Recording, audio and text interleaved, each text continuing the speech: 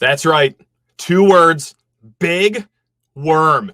How you like that for Michigan State's latest transfer portal get? Also, what is there to watch out for this upcoming weekend in the transfer portal? And then, former Michigan State offensive lineman Tyler Higby joins the show. Great chat on offensive line play this day and age in college football. Let's go.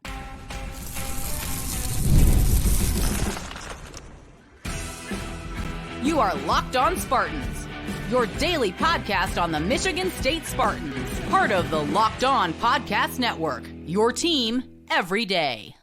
Today's episode of Locked On Spartans is brought to you by FanDuel. Make every moment more. Right now, new customers get $150 in bonus bets with any winning $5 bet. That's $150 with any winning $5 bet. Just visit FanDuel.com/locked on to get started.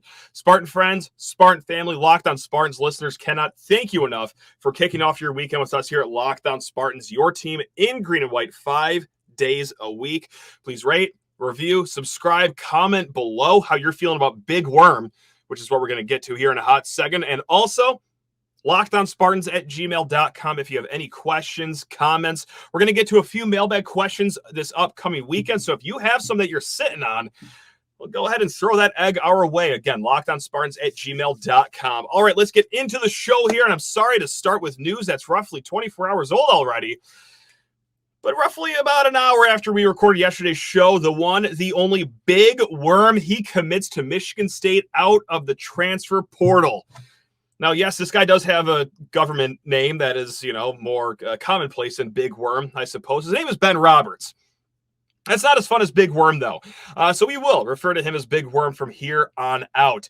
He is a defensive lineman. He stands at a smooth 6'2", 310 pounds, and he hails in from Oregon. Played his high school ball over in Utah. Former 4-star recruit for the 2022 class. Was over at Oregon for 2 years. So that's right, baby. That's right. The Derek Harmon trade is now complete. He played 5 games last year for the Ducks, only 34 snaps.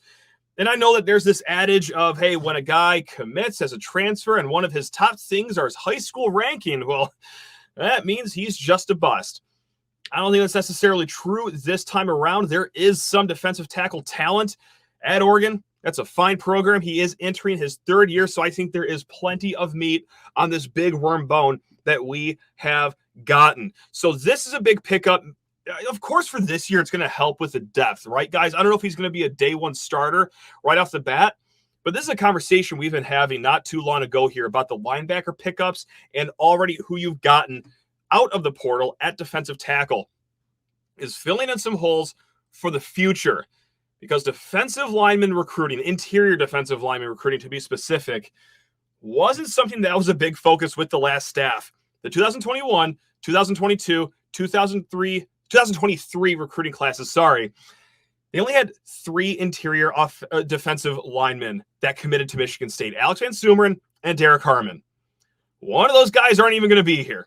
All right, so the future of this room, thanks to the recruiting misses of the years past, really left this room in a skinny situation. But they went out, they got Jalen Satchel. He has 3 years of eligibility left from Old Dominion. They went out and got Ruquan Buckley, all right, from Nebraska. He has 2 years of eligibility left. And here you are with Big Worm, one of the best available defensive tackles in the portal. Again, maybe not for this year, but for the future. That's going to bode really well here in 2025. And I know that maybe I just lost a few of you by saying, well, yeah, it's a fine pickup for this year. But hey, before the 2024 season even kicks off, let's start talking about how this impacts 2025. But really, I think that is the situation we have going here. Again, that's not to say that he's not going to play this year. I mean, he could very well be in the 2 deep right away at Michigan State, but is he going to jump Maverick Hansen? Is he going to jump to Quan Dowse, Quindarius Dunnigan if he plays on the inside that quickly? I'm not sure, but man, this is some good work on the defensive line recruiting, because just like we said, that cupboard was going to be bare here. It's already tough enough seeing Derek Harmon leave, Simeon Barrow leave, but even after this year, Daquan Dowse, he's got 1 year left. Maverick Hansen, 1 year left. After that, gee, I don't know. Are you having let's name a random player here. Khalil Majid, are you having him play defensive line next year? I don't think he'd want to do that, but luckily you've shored up some of those issues here. But man, what a great just little thing college football is. Just a sidetrack. This is just story time with Matt now. But yesterday, Big Worm commits. Me and my wife are making dinner together, and I look at her and say, hey, Coach Meat helped us get a guy named Big Worm out of the transfer portal. And she was exasperated. She was like, what did you just say to me? So, yeah, taking it completely out of context, Coach Meat got us Big Worm. That's just a Looney Tunes sentence. But, hey, luckily, we are all Looney Tunes because we follow college football this closely. And when we say Coach Meat, for those that don't know, Coach Martin, alumni of Michigan State first and foremost, but he coached at Oregon last year. It has long said that the relationship between Coach Meat and Big Worm was paramount into getting this kid's commitment here. So welcome, Big Worm. There we go. Other transfer portal news and notes to just keep your eye out on here. First and foremost, Javarius Johnson, he was a receiver, projected as a slot receiver. He visited Michigan State. He also had Texas A&M on his list, never ended up visiting there. He also had Arizona State, and he had University of Central Florida, and that is who he committed to. It feels like it's been months since he visited Michigan State, but yes, that was a recruitment that took some time. He will not be coming to Michigan State. So on the offensive side of the ball, this is no inside information. This is all just, I got a hunch. I do have a hunch with the 5, 6, 7-ish scholarships they have left. I think most will be used on defense, but if they're going to do anything on offense, I think focus will be on the offensive line because, you might feel good about the starters so far, but we all know here in the game of football, especially the one played in East Lansing, offensive linemen can get hurt. You want some depth there too. So I don't know if they're going to go as hard as they will with wide receiver now that Javarius Johnson's still not decommitted, but went elsewhere. But there it is. I mean, so your slot receivers, you're looking at Isaiah Johnson. Okay, you might be looking at Alante Brown right now. So that's what we got right there. So what else can we be looking for this weekend, though? 2 recent cornerback visitors. Jeremiah Hughes. Now, this is a guy, LSU, as a true freshman, played in all 13 games, a little bit on defense, mostly on special teams. Visited Michigan State not too long ago. He actually might be on campus right now as we are talking, but he is between the Spartans, Colorado, and UCLA. So some pretty good Power 4 competition. One's an interconference competition with UCLA. And then Kobee Minor, speaking of interconference, we touched on him a little bit yesterday. This is a guy, played corner at Indiana for 1 year last year, 3 years at Texas Tech the year before that. So it's different than Jeremiah Hughes. Jeremiah Hughes would come here with 3 years of eligibility left. Kobee Minor, just 1 year of eligibility, but nevertheless, Kobee Minor, just one of 3 Hoosiers on the defensive side of the ball to get Big Ten accolades last year. Their linebacker, he got first team all Big Ten, and then just 2 other Hoosiers got honorable mention. Kobee Minor, of course, one of them. So we're talking about it right now. So a solid cornerback here should he commit to Michigan State. He's played in 34 career games, 9 starts for the Hoosiers last year. Started the season in the 2 deep and then very quickly worked his way into that starting role. And last year, if stats are your thing, 29 tackles, 4 pass breakups. I believe he had 4 tackles against Michigan State. Now, this isn't just me saying that Kobee Minor is a good player and that, hey, you should just get fired up blindly just because he could be committing to Michigan State. Fingers crossed. No, I mean, Pete Nakos of On3, he reported that Alabama was in talks with Kobee Minor before the Crimson Tide took Keen Mack at the same position. Keen Mack, if you follow Michigan State recruiting, you remember that name. He was very close with Michigan State, went to Penn State, left after 1 year, now with Alabama. So he was Alabama's like plan B, so to speak, it seems like, but not that bad of a plan A guy to have right now in the spring cycle. And then Clint Brewster of 24/7 Sports, so high on him that he called him the top cornerback still available in the portal. So Kobee Minor, that would be that would be delightful right now to have. Just keep on upgrading. Again, like they've already added Ed Woods from Arizona State, Legend Cavazos from UNC. And with what you saw from Chance Rucker last year, this is all suddenly becoming like a glaring weakness of the team, the cornerback room, to a unit that you feel somewhat okay about if you get one, if not both of those commitments from Hughes and Minor. So keep your eye on that this weekend. All right, guys, we're going to be joined by a former player and a podcast host. That's right, the You Are the Program podcast. He's 1/3 of them. It's Tyler Higby. Played offensive line here at Michigan State. We talk about this day and age of college football, just the whirlwind of the transfer portal, NIL, players visiting rivals, and then we get into the nitty gritty and start talking offensive line talk. I, for one, absolutely loved it. Tyler was fantastic, so hopefully stick around for that. But first, you need to talk your ears off about FanDuel Sportsbook, America's #1 sportsbook. Right now, it's winner take all time in the NBA and NHL, and FanDuel is giving you a shot to bring home the big win of your own. Right now, if you're a new customer, gets even better for you. You get $150 in bonus bets with any winning $5 bet. That is $150 to use on spreads, money lines, player props, so much more. And even if NBA or NHL playoffs aren't your thing, well, yeah, dude, they got golf over there. And what is just amazing about the FanDuel Sportsbook app is, sure, you can get all your wagering done. They have great odds and everything. Their golf tracker is just like the best app possible. Like they are so timely with their shots. They tell you the distance to the inch of how close the ball is to the hole. Like, so even if you're not of like a gambling person, if you just want to follow golf, if you're not around a TV, fire up the FanDuel Sportsbook app. Truly. Anyway, just to bark out a few odds at you right now, Xander Schauffele plus 240 right now after his strong round. Scotty Scheffler plus 400. Rory McIlroy plus 500. Brooks Koepka 12-1. Colin Morikawa 14-1. It's Sahith Theegala 20-1. It's an awesome weekend over the PGA Championship. Make it even better over at FanDuel Sportsbook at FanDuel.com/lockedon. Make every playoff shot count. It's FanDuel, America's #1 sportsbook. Always very exciting when we get a former player on the show here. Extra exciting when they are a fellow podcaster. That's right. Tyler Higby over there, he wanted to be part of the cool kids gang. So him, Brian Lewerke, Dante Rosano, all former players. They are on the You Are the Program podcast. Fantastic work over there. Tyler, thanks a lot for joining us, man. How on earth are you doing? Yeah, thanks for having me. Doing great. Life's busy, but definitely got time to talk some Spartan football, and anybody that supports the podcast is always good in my book. You think podcasting is like similar to being a player? Like, because when I start my podcast, like the amount of just women that want to talk to me, the amount of people that think I'm cool, it just all skyrockets. Like, did you notice that too with the podcast, or how's that been going for that? Yeah, for sure. Something like that. I'll say the podcasting is definitely a little out of my comfort zone. I don't like the whole public speaking thing. So it's definitely, it's nice to be kind of behind the mic and record it beforehand instead of talking in front of people. So that's never been something I've enjoyed doing, but it's definitely got me out of my comfort zone. Gotcha. I mean, I wouldn't tell that you're out of your comfort zone. You guys do a fantastic job. And my favorite part with the last episode you guys had is that it took you guys out of a few month hiatus. Obviously, you guys live very busy lives. But with the whole Jaden Mangum situation, not to beat, a dead horse, but we all know the situation by now, former Spartan, visiting Michigan. That got some former players fired up.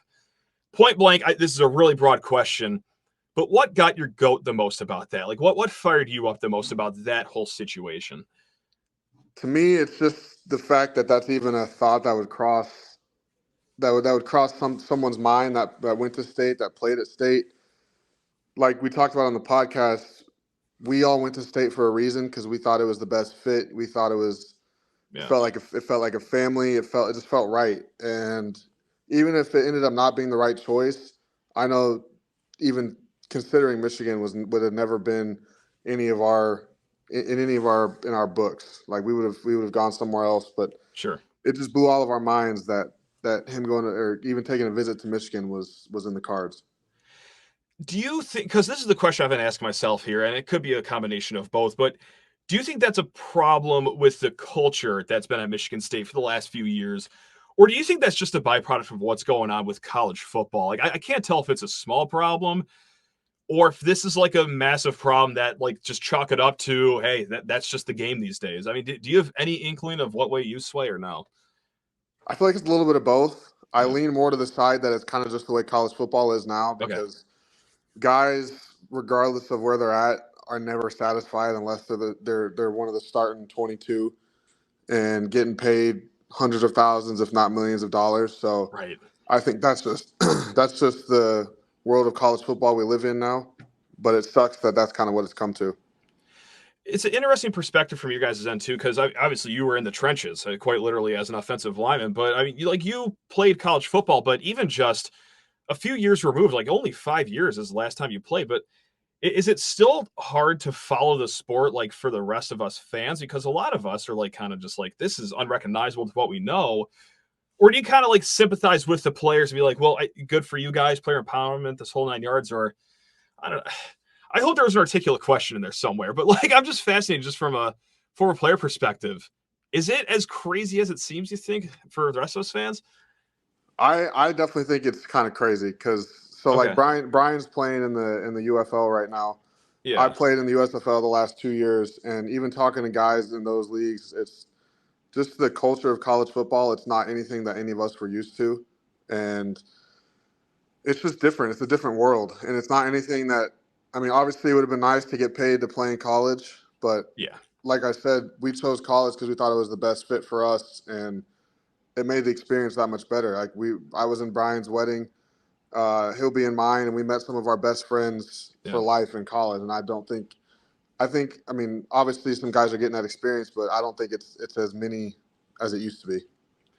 Yeah, I mean, guys finding 3 different homes in 4 different years. I mean, and some of them, hey, are coming to Michigan State. Like we talk about them all the time on our show. Like that's just the fact of the matter. But is it weird, or I don't know? I guess maybe you don't have the experience with this. I'm sorry, I'm forgetting how that window was for when you played at Michigan State. But there was the transfer portal, obviously not as popping as it is right now. But with guys coming to the portal in the winter, then taking their name out and coming back to the team, do you think that would be an odd rift in the locker room at all? Or is that just, you think, just, hey, you know what, this is the way football is, maybe it doesn't bother them? I mean, how do you chalk that up?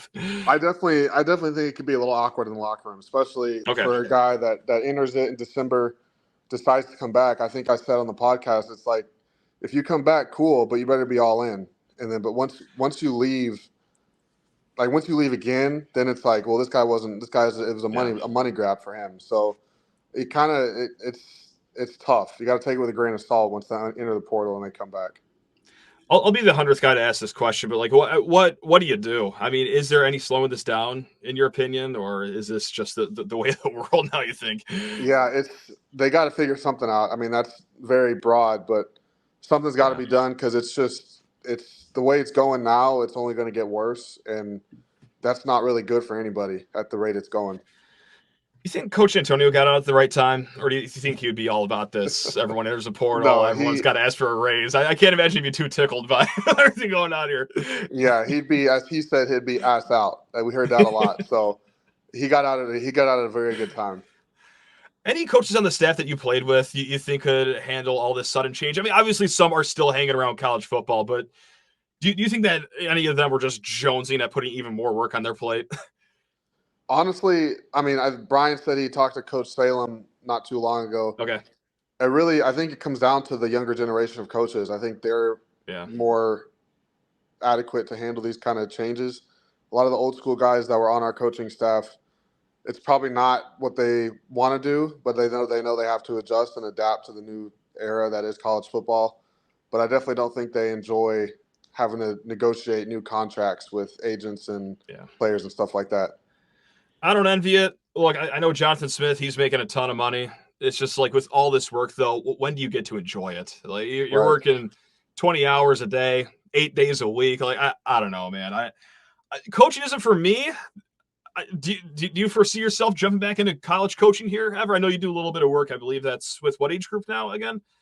Yeah, I'm doing. I'm at the high school level, so that's probably as high as I'd go because I mean, I can't see myself getting involved in the college game now just because of what it is. I thought about it post college, just getting into it, but for what it is now, definitely not. Stick with podcasting. Much more lucrative career too. Exactly. You save a lot of stress just doing this. Like this is fine just behind the microphone for just a half hour, an hour a day.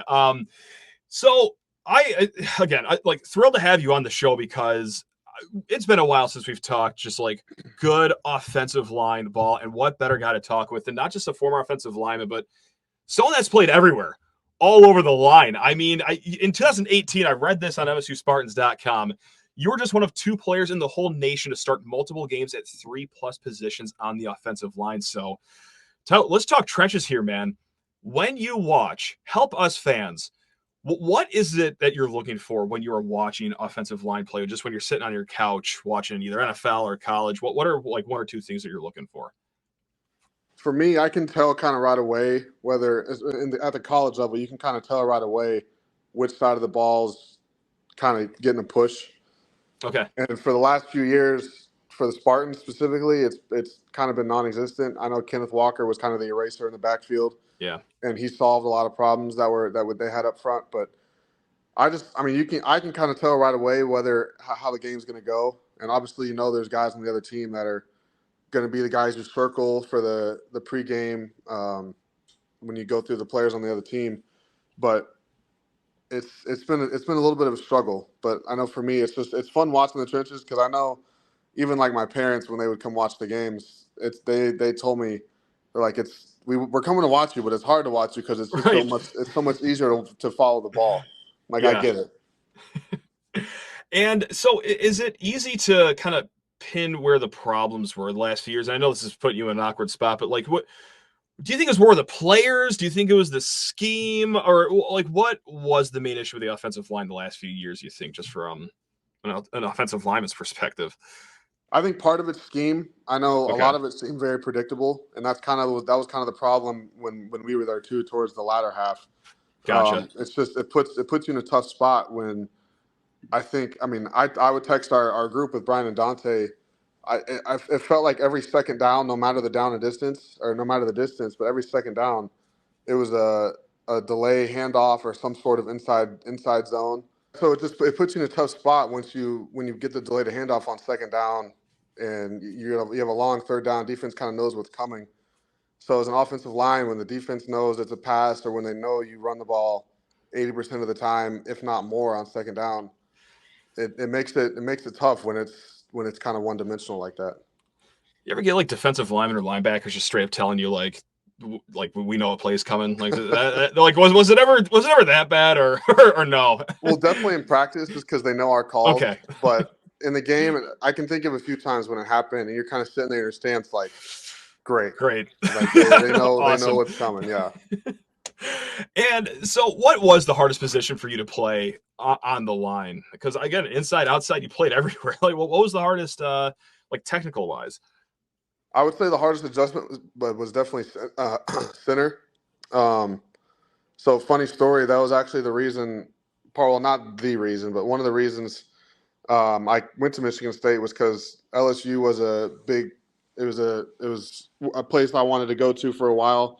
Mm-hmm. And they told me they wanted me to play center when I took a couple of visits there. And in high school, I played left tackle. So I'm thinking in high school, obviously I wanted to stay at left tackle. Obviously, you don't get to make that choice. The coaches decide for you. But at the time, I'm like, well, I'm going to go to Michigan State. I can stay at tackle and guard and do that. But ended up moving to center, and the good centers make it look really easy. It's not that easy, just because there's always a guy right lined up on you. And I had a few kind of just thrown in the fire, if you will. But it was a good experience, and it set me up for success later down the road. So I don't know if you watched the Rose Bowl last year, but it was Alabama versus Michigan, and the center, unfortunately, got a lot of attention. You don't want a lot of attention on you if you're the center, but it was snaps were going right to Jalen Milroe's ankle. So when you're watching something like that, do you just have like an immense amount of sympathy for him, or what's going through your head when you're watching a center just going through struggles, just even snapping the ball to the quarterback? Yeah, it's tough because the center is one of those positions where nobody notices you until you do something like that. Right. It's great until you do something like that, and I felt for the guy because he probably hadn't done that more than 5 or 10 times all season, and then of course on the biggest stage that happens. So just couldn't stop doing it. It's tough for him, but the play starts with you. If you can't get the snap back there, then you're toast.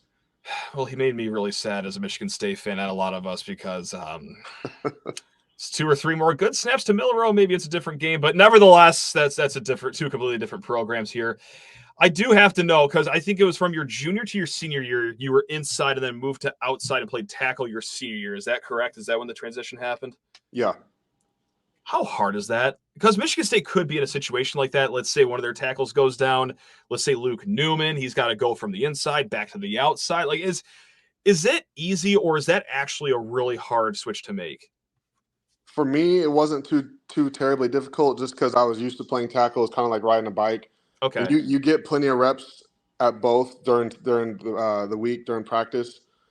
To me, the bigger challenge is going from one side to the other. So going from left to right or right to left, because I played pretty much exclusively on the left side throughout my career, and to me, the left side feels way more comfortable than the right, and people would be surprised how different it really is and how it feels to play. I played majority at left guard, even going over to right guard, it feels totally different. All the mechanics are different. So to me, the bigger change would be going from left to right, but guard to tackle. Obviously, there's different athletes on the edge defensively, but going from guard to tackle to me is not that big of a difference. Fast. Okay. So the mechanics, is it mostly footwork that's the big issue then between left and right, or is it something completely different? It's footwork. And to me, I had to think more about how I'm going to do my technique and where I'm supposed to go rather than just playing. When I'm on the left side, I didn't have to think about it. I knew my technique. I knew where I was supposed to go. On the right side, it took a little more thinking, which isn't really what you want, but that's kind of just the way it was for me. And I got a potentially really stupid question, and hopefully, this is the only dumb one that we've had so far. We'll see. I'll let the audience decide that. But when true freshmen come here, or for example, Andrew Dennis, highly rated top 200 kid, offensive lineman, went to Illinois for a few practices. Now he's here. But we say probably not going to see the field just because it is very hard for true freshmen to see the field at offensive line, maybe more so than any other position. Tyler, why? Why is it so hard for freshmen to find the field as offensive linemen? Is it like a weight thing? Is it technical skills? What on earth is it, man? I think it's all of that. I mean, you could be the biggest dude in there. You could be the 6'5", 320 guy. Yeah. But if you don't have the technique, you're going to get exposed right away. And if you're not, and the speed going from the high school to the college level is the biggest change. And that's the same with going from college to the NFL. It's the speed of the game. Everything's just quicker. So Like I said, if you're out there thinking and not just playing, if you're a step slow or half a step slow, that's what gets you in trouble and that's what gets you beat. How fast was it for you before you really got comfortable with the speed of the college game? Was it early on in your sophomore year, or was it not even until later years career? I'd probably say it was kind of right when I redshirted my freshman year. I played some and then I ended up starting the second half of my redshirt freshman year, and I ended up broke my ankle against Rutgers. And I would say leading up to that Rutgers game was when I was starting to feel real comfortable in the offense and kind of getting in a rhythm. So that injury kind of sucked, but it was at the end of the year, so it's not like I missed a whole lot of time with that. Gotcha. That's a nice glass half full mentality right there. I like that. It's it's at the end of the year. Who cares? Last question I got for you, really just, again, broad question. We'll start with a broad question, end with a broad one. What game do you think about the most from your time at Michigan State? Just what's rolling through your head the most often? That's a good question. I would say, my first time ever stepping foot on the field in the college football game was at Notre Dame in 2016. Nice. And I still remember Coach Staten telling me when we got getting on the bus to go to Notre Dame, we stayed in Michigan City, which was, I think, like 45 minutes away, something like that. Okay. 45 minutes away. But he told me getting on the bus, he goes, "You're playing today, get ready." He actually said some other stuff, but that's what stuck in my head. And I'm thinking the whole bus ride there, like shaking, trying to listen to music, just something that'll calm me down a little bit. But the nerves don't go away until you get on the field. And I remember I got like 2 series that game, but it was in a clutch moment. And it obviously helped we won that game. But it was just a great feeling knowing I did my job, and I'll never forget that moment. That's what I'm talking about, man. That was a fun game. I do have fond memories of that one. Tyler, this is awesome, man. Again, love talking with you. Always love listening to you guys. We're going to try to drag the other 2 guys on here. I mean, Brian's been on here a few times. He spent way more time in this show than he probably should have, but nevertheless, I want to drag Dante too, and eventually, hopefully, maybe the whole gang. But guys, you got to listen to the program podcast. Like that is a hoot and a half. When do you guys have your next episode? Hopefully it's not going to be a few months like last time. Are you guys going to get rolling every week here or what? Yeah, we're working on. We're trying to draft up another one for the next week or 2. It's like you said, it's tough with our schedules, but we're trying to work on it. We're trying to get some content out for the people. Well, hey, always awesome talking to former players. If you guys ever need a former student section member, I know those are very exclusive to come by. I'll help you out here, Tyler. I'm always here for you guys. But hey, folks, until next time, enjoy the rest of your day. Love you all. Go Green.